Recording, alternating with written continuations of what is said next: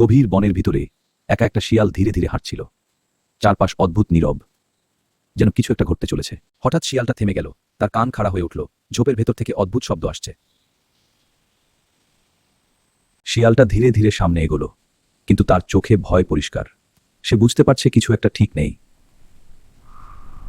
হঠাৎ ঝোপ থেকে একটা ছায়া নড়ল। শিয়ালটা পিছিয়ে গেল, তার শরীর কাঁপছে। এক মুহূর্ত দেরি না করে শিয়ালটা দৌড়াতে শুরু করলো। তার মনে শুধু একটা চিন্তা, এই অন্ধকার বন থেকে বাঁচতে হবে। দৌড়াতে দৌড়াতে শিয়ালটা বারবার পিছনে তাকাচ্ছিল।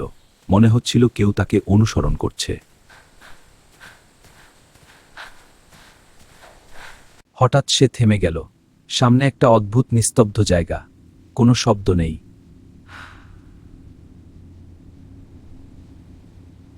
চারপাশে তাকিয়ে শিয়ালটা বুঝতে পারল এই জায়গাটা আলাদা, যেন বনের অন্য অংশের মতো না। হঠাৎ মাটিতে কিছু নড়াচড়া। শিয়ালটা দ্রুত লাফ দিয়ে পিছিয়ে গেল।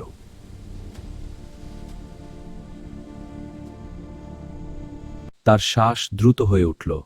সে বুঝতে পারছে বিপদ এখনো শেষ হয়নি।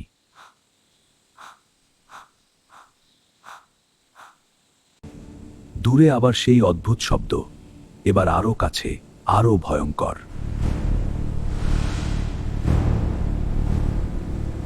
শিয়ালটা আর দেরি করল না। সে আবার দৌড়াতে শুরু করল, যত দ্রুত সম্ভব।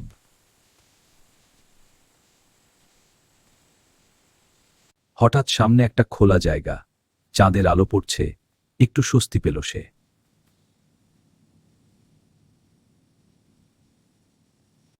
কিন্তু সেই স্বস্তি বেশিক্ষণ থাকল না। আবার পেছনে শব্দ, এবার অনেক কাছে।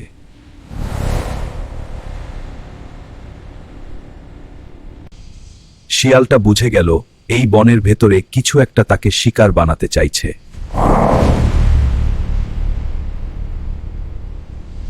শিয়ালটা ধীরে ধীরে পিছাতে লাগল, কিন্তু তার চোখ পেছনের অন্ধকার থেকে সরছিল না।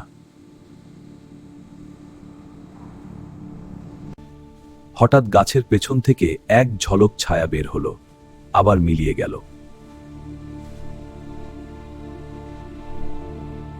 শিয়ালটা থেমে গেল। এবার সে দৌড়াচ্ছে না, সে অপেক্ষা করছে।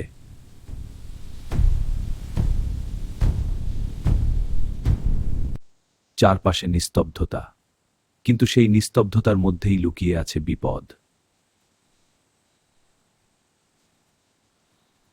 হঠাৎ চোখ জ্বলে উঠল অন্ধকারে। কিছু একটা তাকিয়ে আছে।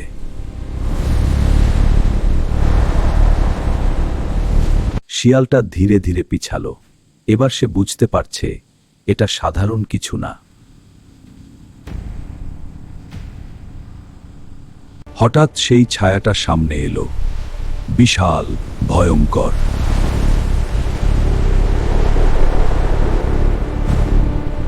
শিয়ালটা আর এক মুহূর্ত দেরি করল না।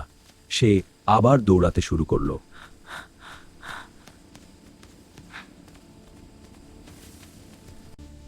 তার চারপাশে গাছগুলো যেন নড়ছে, সবকিছু অদ্ভুত হয়ে যাচ্ছে।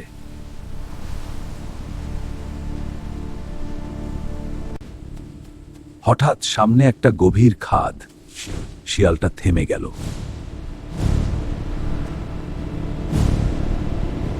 পেছনে ভয়ঙ্কর ছায়া, সামনে অন্ধকার খাদ। এখন তার কোনো পথ নেই। এক মুহূর্তের সিদ্ধান্ত, বাঁচবে না মরবে।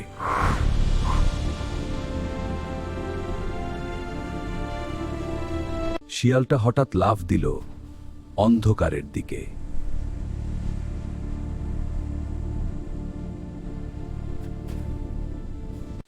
সবকিছু অন্ধকার হয়ে গেল।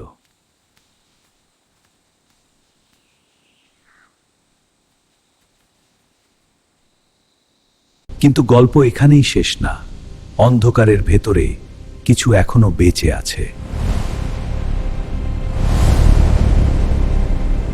অন্ধকার ধীরে ধীরে সরে গেল। শিয়ালটা মাটিতে পড়ে আছে, কিন্তু সে এখনো বেঁচে আছে। সে ধীরে ধীরে উঠে দাঁড়ালো। চারপাশে অদ্ভুত নীরবতা, আগের মতো না।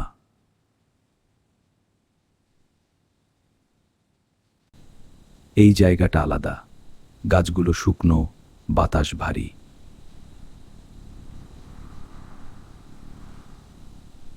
শিয়ালটা সামনে এগোল, কিন্তু তার চোখে এবার ভয় না, কৌতূহল।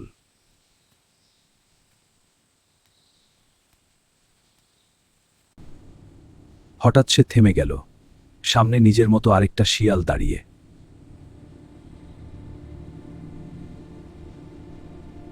কিন্তু সেই শিয়ালের চোখ অস্বাভাবিক, জ্বলছে।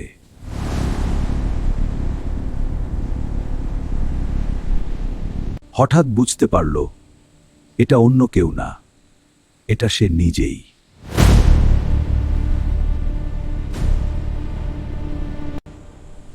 অন্ধকার তাকে বদলে দিয়েছে, সে আর আগের মতো নেই।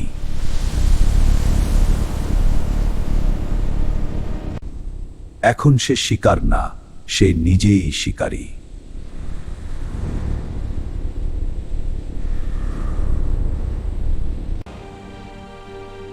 আর এই অন্ধকার বন এখন তারই রাজত্ব।